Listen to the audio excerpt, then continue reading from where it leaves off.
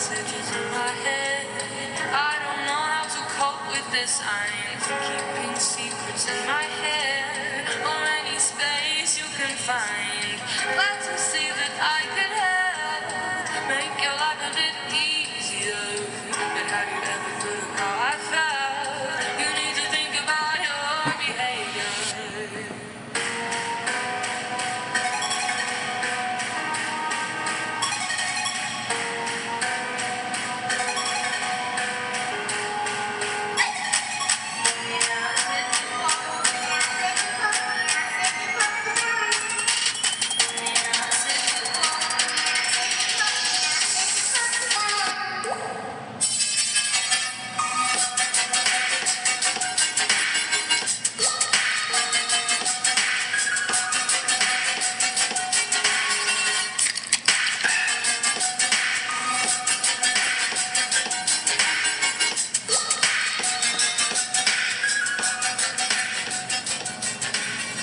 Good evening, everybody, and welcome to another edition of Butch On Sports. Simply Butch is here, and as always, thanks for tuning in, boys and girls, on a Sunday evening.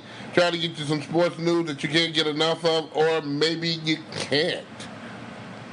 Maybe you can't. I'll do my best to supply you. I'll do my very best to supply you. There it is. Let's start off this particular show with the Detroit Tigers here. Detroit Tigers, they try hard, but get nothing to show for it here. Then that happened once again today as the Seattle Mariners in the 10th inning beat the Detroit Tigers. Domingo Santana, whipped up on the Tigers in the 10th inning with a home run there again. It gets worse and worse as we see fit there. Players being played all over the place. No stability at all. Pitching just not showing up. The list goes on and on and on and on. They say, oh, well, we're trying. Yes, it's wearing on us, this and that and the other. But you know what? I'm not in the locker room to say what is and what is not, but I will tell you for sure, watching it on television, it's very painful. Watching it in person sometimes, it's very painful. And you can tell, especially when you're in person, who's putting out the effort, and you can tell when you're watching it on television, not too much. It's ridiculous. But again, this is the path that they chose to go down. So what can you do but watch it and read it and weep? Yes, you can. They just tell you, Tigers by now is on a plane going to sunny California. They'll take on the Los Angeles Angels in Anaheim. Okay? Down the street from Disney World. And you may say Disneyland, Disney World. Up until now, the Major League trade deadline is July the 31st. And I'm quite sure there are all kind of juicy rumors out there, deals and wicked stuff that you may say yes, it's going to happen, and may not. And it's funny to sometimes watch the TV and some of the sports shows, and they're guessing who's going to move and who's going to stay according to Joe Blow, according to this person. Oh, this person got the inside track, on and on and on and so forth. Here, you just can't get enough of that. That's why in certain cases, like this weekend, I tried to avoid all the sports shows in general, especially during the week, because this is the speculatory particular talk just doesn't fit well with me. Maybe the others who want to think they got the inside version, or make them feel smart only to when these deals are not made, okay? Then you look like a stone ass. So I don't feel like looking like a donkey, rear end, okay? So I don't like to, should I say, tra-la-la-la-la down that road. In the meanwhile, I will give you some information that you can roast on. Marcus Stroman is headed for the New York Mets in exchange for Simeon, Woods, Richardson, and Anthony Kay. That's per Ken Rosenthal.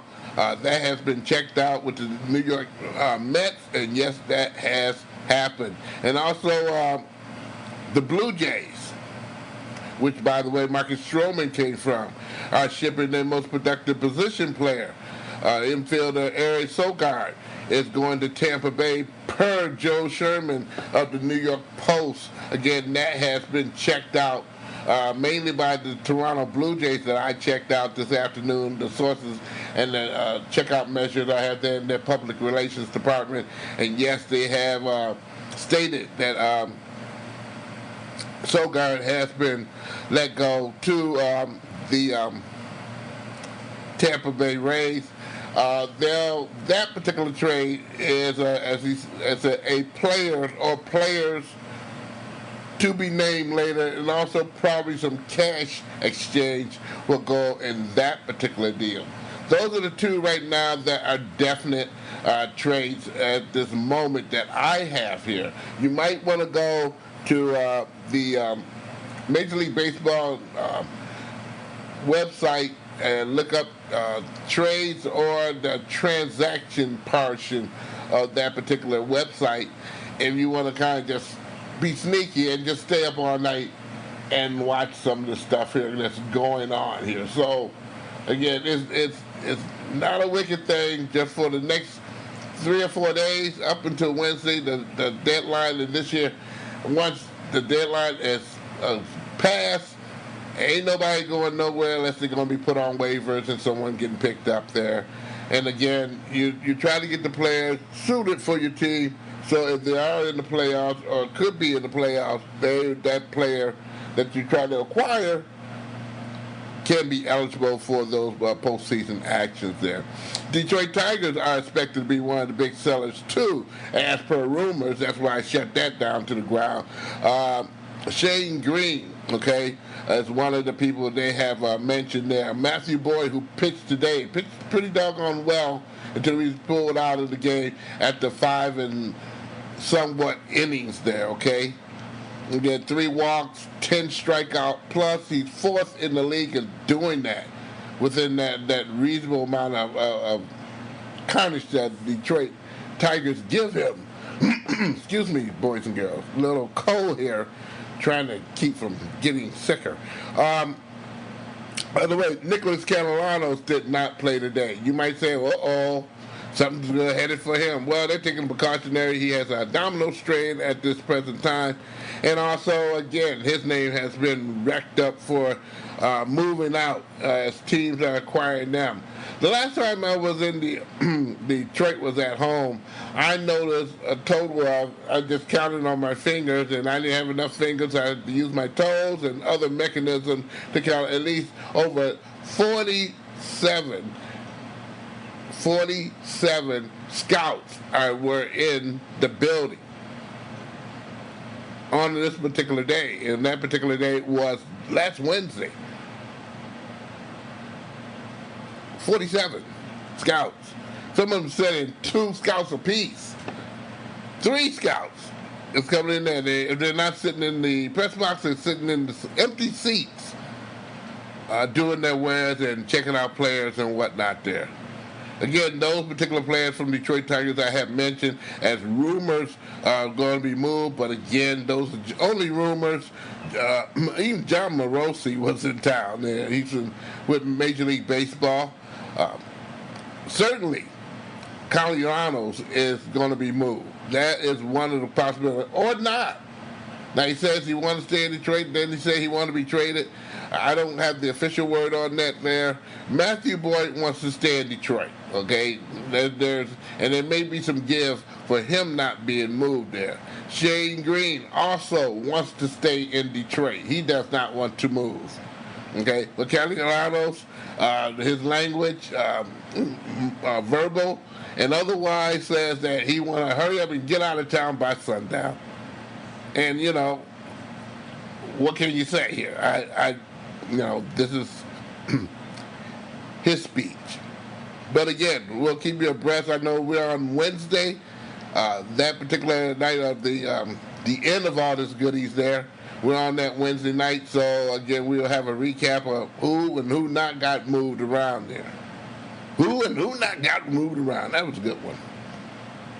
Well, another fan got struck in the face by a foul ball On Saturday evening during the Royals game against Cleveland Indians at Kauffman Stadium, a woman was sitting beyond the netting at Kauffman Stadium when which extends only to the dugouts. We're talking about the net. And she was drilled in the face after Cleveland Indians outfielder Greg Allen hit a foul ball into the stands during the 7th inning. The event and medical staff, they rushed out there to the woman, could be seen, and I watched that particular game because Major League Baseball was on, and they went to the live version of it there, and she was bleeding, holding her face. Eventually, she was let out of the concourse, and I'm quite sure the majority of her parties, they did remain in the season. Some of her party who she was with did go with her. She was sent to hospital. We don't know about her severity or what went on. I'm trying to get reports on that particular, get my friends in Kansas City to deal with that there. There has been no reports given further on the lady's injury or on the cut. If we know if you cut, you're going to get stitched. So hopefully, again, well, that's going to be a subject matter that's going to be always taken to heart, as well as taken to why a team can't do something immediate about that. Right now, the only teams that have done anything is two. That is, one of them has been the Chicago White Sox and the Washington Nationals. Are two teams right now are currently putting up extensions of the nets for prevention of injuries per se there. Okay? So, and you know what? This crap about this, it says on the ticket, at your own risk. Let me just say this for instance, boys and girls there. That is no time to watch your cell phones and whatnot. When you're in a live baseball game, just like you're in a live hockey game per se, okay, it's best that you keep your eyes on the action because the action is very fast, very swift. These athletes now are bigger, stronger, faster, and the exceptions go on and on and on. Please watch the game, watch it respectively, leave the phones and all the other distractions alone. Because it doesn't take but a couple of milliseconds to hit that ball or that puck to go in the stands and your meat has been crushed. So please do that there. Just, kind of make a motion. You ain't got to worry about that in maybe basketball per se, although I've seen some players, go out of bounds and run somebody down in the seat or something and crash into them. And very few people will get hurt on that or extended or be hurt on that there. And the National Football League, of course, puts up a net for the football so it doesn't go on the stand. Of course, football players have a legal right. When they throw a football in the stand, they get fined $250 because that's how much they think the ball is worth. So, you know what? Enjoy yourself at the game, but leave the phones down. Pay attention. Please, boys and girls. This is very serious stuff until Major League Baseball and other sports come to terms that this is needed right now because, again, the players are bigger, faster, stronger. The pitchers, the same way. Bigger, faster, stronger. Okay? Let's do what's need to be. On the other tilt, New York Yankees shortstop Troy Tulowitzki, he hung up in his cleats, 34 years old. Tulowitzki announced his retirement. Injuries has been a thorn in Tulowitzki's side for many, many years now there. Since he's been in the year, and the years of him being in the league has been tremendously over 10 years, especially 9 of those in Colorado. He's always somewhat relying injury-wise there, and that kind of slows you down. But at 34 years of age, I'm quite sure he's going to hook up somewhere where basically he can extend his new career with something fruitful. Okay, we wish him, Troy Tulowitzki, the best up down the road piece. He was very, very, very cordial when it comes down to interviewing him, giving you information that you need to know. This young man was right then and there. He finished the season off with the Yankees, but again, he'll always be known seriously for what work he did with the Colorado Rockies and also doing some semi-playoff potentials with the Toronto Blue Jays there, okay? So, Tulowitzki, he is He is gone. Well, the Detroit Lions completed their fourth training camp practice today. The team was in pads. Yes, pads where they was actually hitting one another. That's a good thing here. Now we get down to the real nitty-gritty, and that was at the practice facility in Allen Park. Detroit Lions also announced yesterday that they picked up free agent Mike Daniels. They released Theo Reddick. Get back to Theo Reddick in a moment there. Daniels entered his 8th season, comes to Detroit after a 7-year career with the Green Bay Packers. He was selected in the 4th round, the 132nd pick overall in the 2012 NFL draft out of Iowa. Last season, Daniels appeared in 10 games, 9 starts for him. He had 18 tackles, 10 solo, 2 sacks, 5 quarterback hits, and 1 tackle for loss there. This guy, they're bulking up on the defensive line and also the offensive line for the Detroit Lions. They're very bulking up. So protection should be there for Matthew Stafford, although, again, they'll Mr. Bevels have changed the culture of what the Lions were doing years past, always throwing the ball 99.9% of the doggone time. They want to mix it. They want to kind of level it down to run, pass, and other sneaky plays that will keep a defense off balance. That's going to be pretty doggone good to see for the Lions if they can sustain that and keep everybody healthy, wealthy, and wise.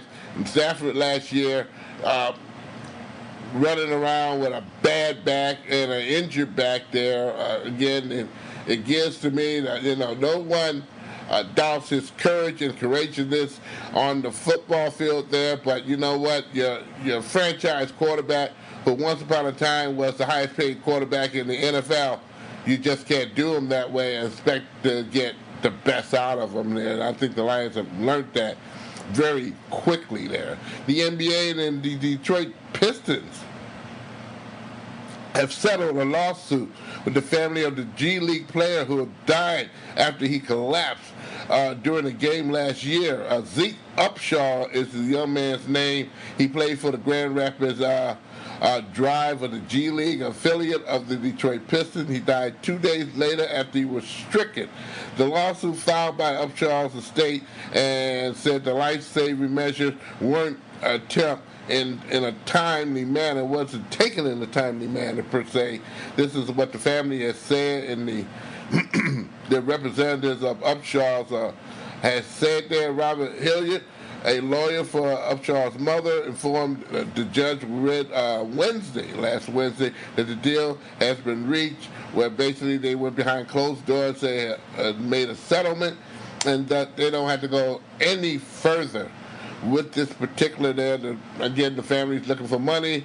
They apparently got it from the Detroit Pistons, so no more details is going to be disclosed about it, or how much this lady received, until somebody gets very, very nosy, or the family and friends of the particular let that information loose. It's the Pistons' prerogative and also policy not to disclose what they give away to a player or some type of lawsuit of that forever there. The NBA also confirmed the settlement, expressing sympathy to the Upshaw family. In general there, the lawsuit continued to be against the defendant in federal court in Kalamazoo, Michigan, where all this was done. So, again, that's a closed case there. As far as the whereabouts of monies or response of catastrophic loss, and the biggest loss is the young man lost his life when he collapsed on that court there. That's the biggest loss in town. Again, the money may bring a little bit brightness there, but again, you can't replace the life that was lost. The former Detroit Tigers clubhouse attendant, and that's been some big news here the last couple of days here in the southeastern Michigan News Bureau here, as far as the Detroit Tigers are concerned, because a lawsuit has been filed against the club on Thursday, claiming that the culture of racism was tolerated by the upper echelon of management. That means if something was stinking in high heck as far as that is concerned. As an African-American employee was treated differently than their similar situation with a white counterpart within the organization, according to the Detroit Free Press, who did also investigation to the particular player who made the complaint. The former attendant, Daryl Coleman, filed a lawsuit on Thursday and named both the Tigers and former pitcher coach Chris Bosio, who was fired last June of last year after making insensitive comments violating the club's policy and his uniform employee contract there. Coleman, who is black, worked for the Tigers during the 1917-18 season. He suffered Asperger's syndrome, which is a very difficult form of autism and can be difficult in sometimes social interactions with nonverbal communication indeed, and he somewhat was threatened or given the oh-he-ho by Mr. Bosio there. The club found it to be somewhat very insensitive of Mr. Bosio because this young man had these particular challenges there that they let him go. The 22-year-old, right now, he's seeking $25,000 in damages.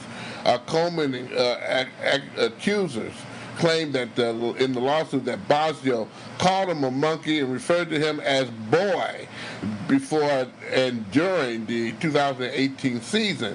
Also, he said that Bosio threatened to skin him if he was effing alive, and after he played a minor league prank on him in the clubhouse, some saying that he was encouraged, according to NBC Sports, who investigated that particular story.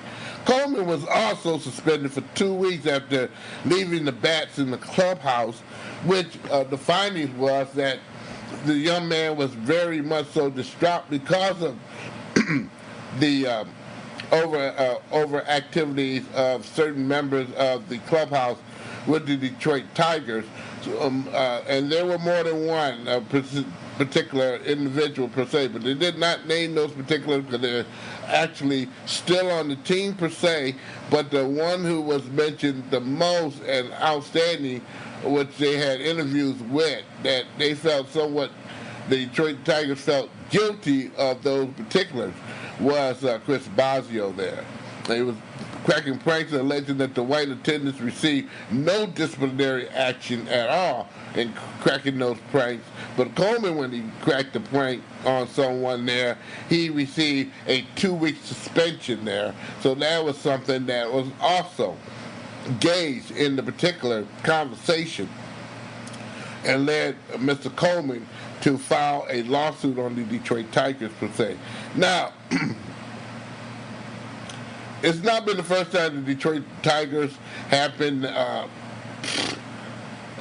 cited for discrimination, okay? It's not been the first time. It won't be the last time either, I'm quite sure there. As you see, the climate of what's going on today in politics and all of that, hopefully this does not get outrageous where it's acceptable to call people out their name, to disband people because of race or color of skin or nationality or religion. This got to stop. Hopefully someone will stop it, plain and simple there.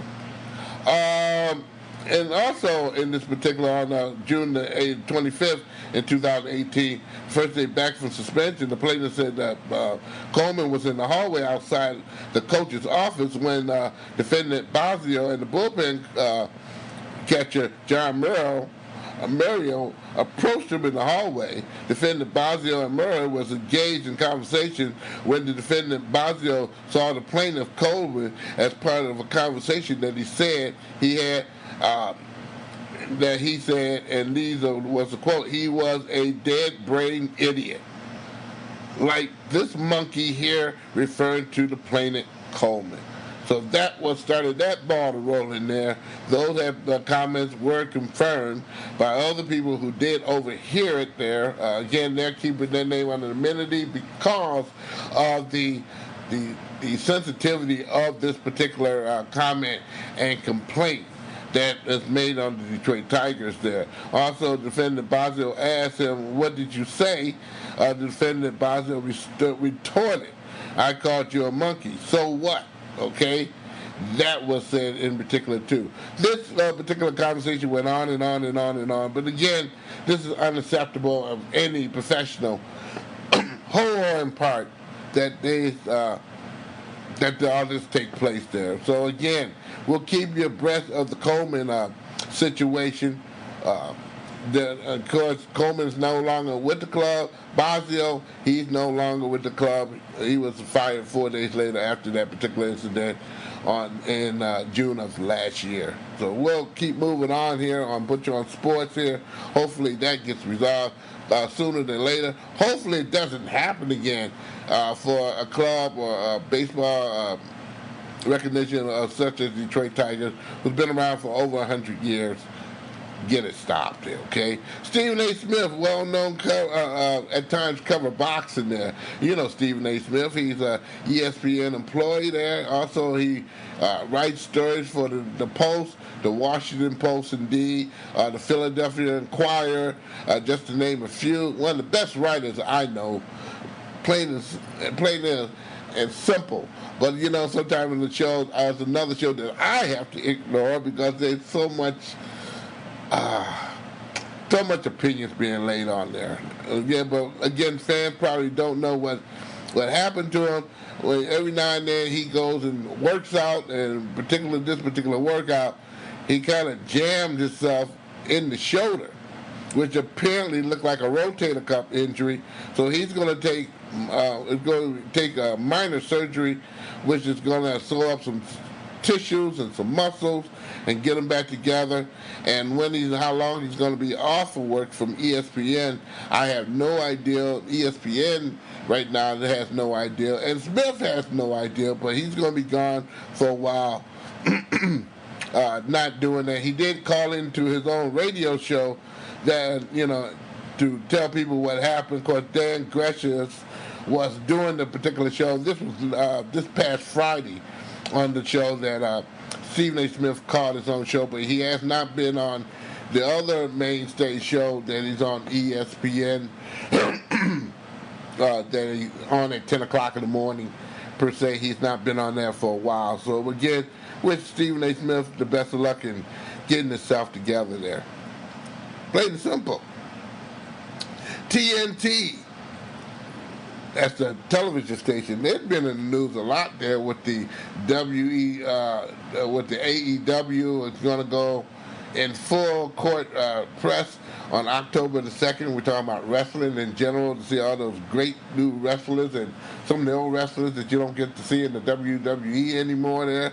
They've been in there. They're going to kind of stop doing the players only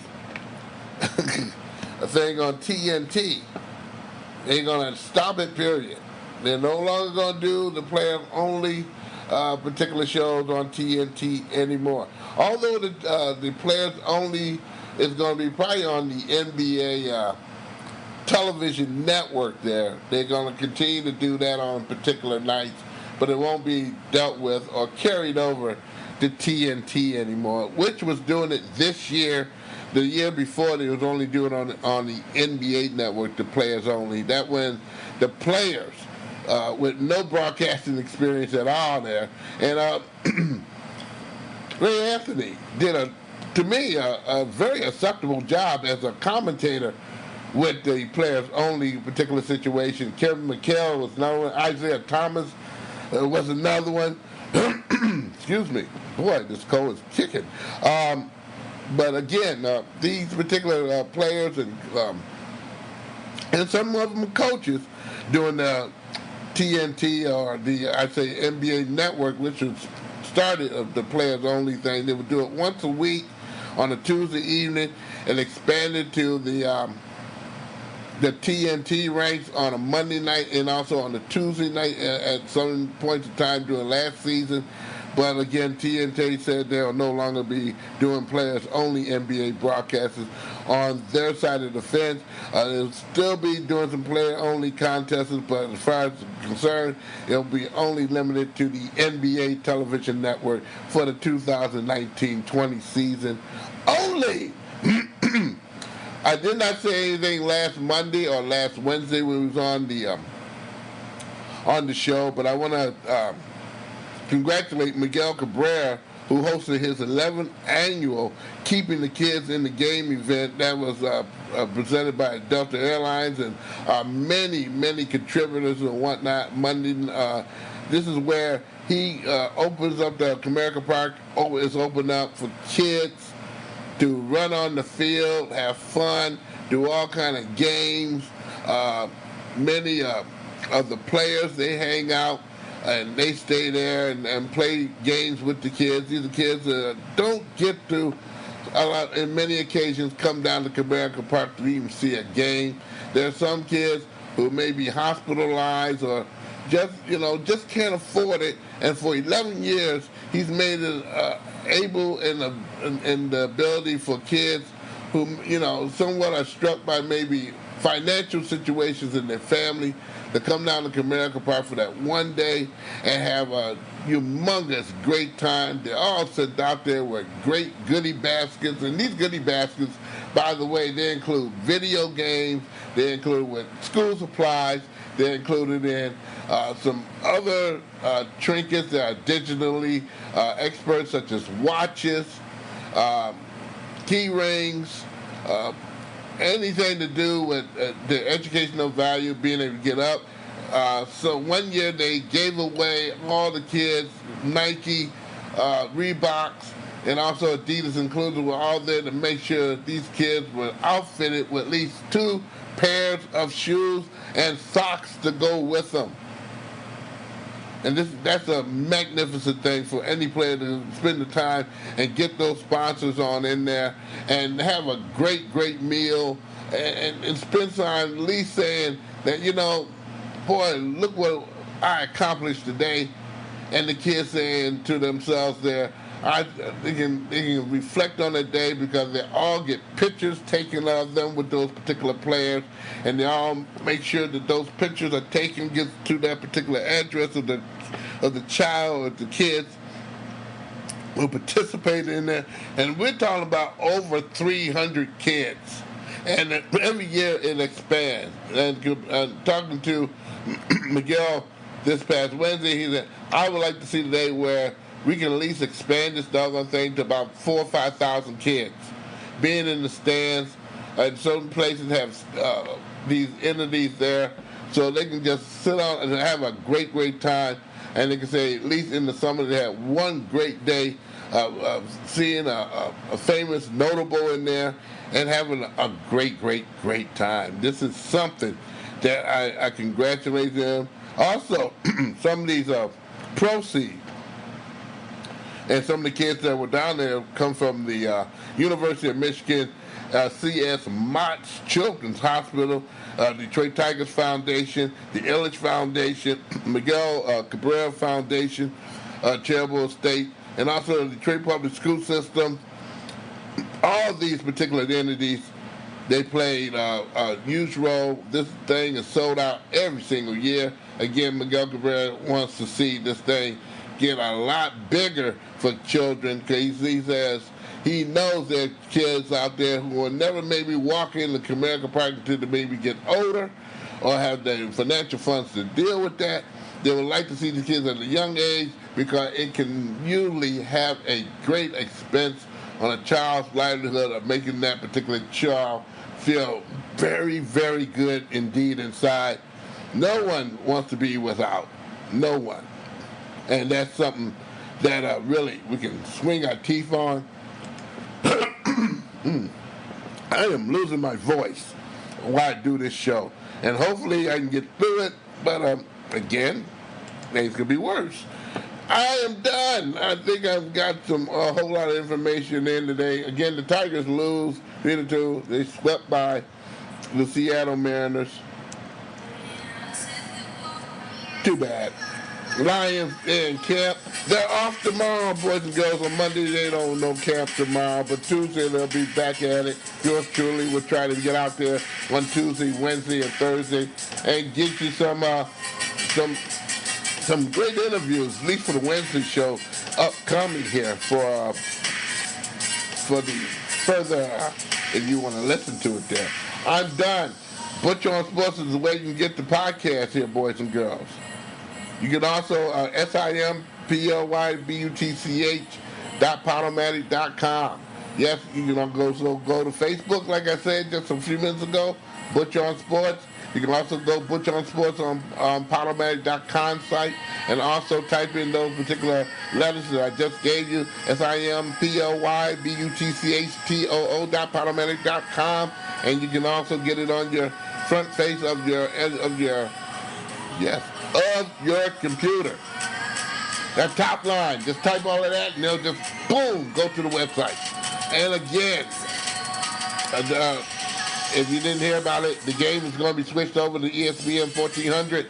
I have not gotten any details as we speak this Sunday night, but again, hopefully it will be still on Monday nights from 6 to 8 o'clock. You want to kind of stay tuned and beware. And if I got any additional information on where that particular can be picked up, where you can listen to it in the Southeast Michigan area, I will pass it along to you. I am done. It is Sunday. My voice is cracking as we speak. Hey, have a great beginning of the week, boys and girls. I am done. Okay, Wednesday is the day that we have some more Butch On Sports. Okay, take it easy, everybody.